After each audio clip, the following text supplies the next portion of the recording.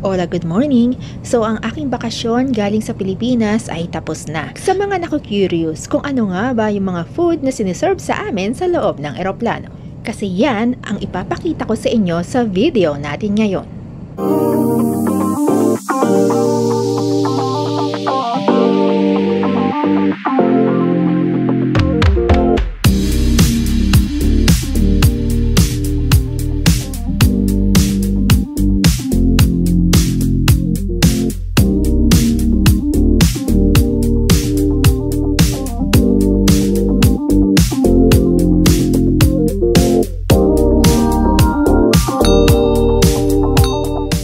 Dito kami ngayon sa B29. So, waiting na lang kami na magpapasok. So, ngayon, papunta kami ng Istanbul kasi dun yung aming connecting flight papuntang Manila. So, yung flight namin papunta at paalis ng Pilipinas ay via Turkish Airline. So far, maliban sa Qatar, isa ang Turkish Airline sa mga nag-serve sa amin ng food na hindi mo itatapon. So far, nagustuhan namin yung food na sinerve sa amin sa loob ng eroplano via Turkish Airline. And take note, economy seat yung kinuha naming ticket. Enjoy na!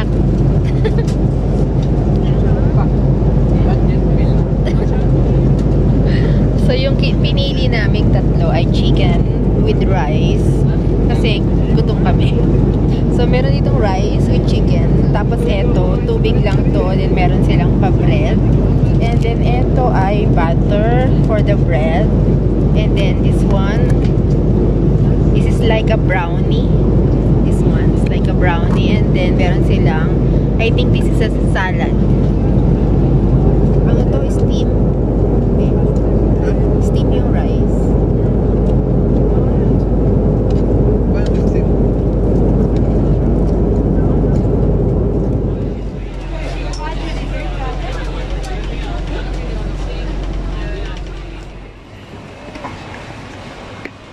D50 talaga. No, bit yun yun. Basta pa. So, delayed kami ng 1 hour. Tagal na mo nag-antay Inaantok na ako. Diyos ko, ang haba ng nilakad namin. Nandito na kami sa may D15. Ayan.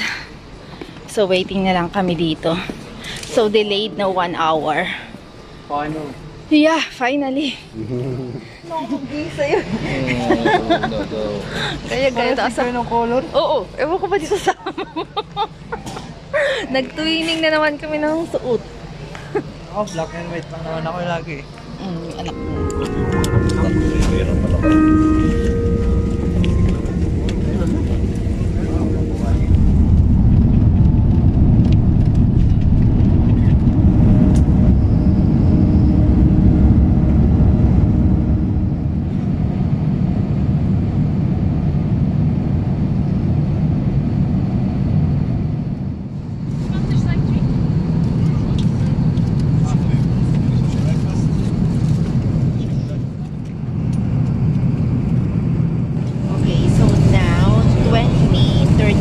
Or 8:35 PM Manila time, nandito pa rin kami sa aeroplano. So dapat yung mga time na yan ay parating na kami ng Manila, pero hindi. So dahil delay nga yung ating flight, so nandito pa rin kami sa aeroplano. So 20:35 to 8:35 PM kakain na kami ng aming dinner bago lumapag yung aeroplano kasi meron pang 1:39 na time left bago bumaba yung aeroplano. So yung dinner namin, so yung mayroon silang 2 choices, pasta or beef. So I choose beef. And then meron din silang pa-bread, and then mousse, and then meron silang salad. Ay, nag-salad siya.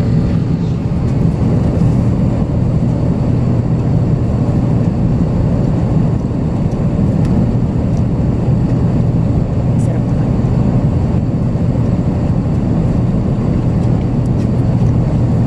May lasa siya, no?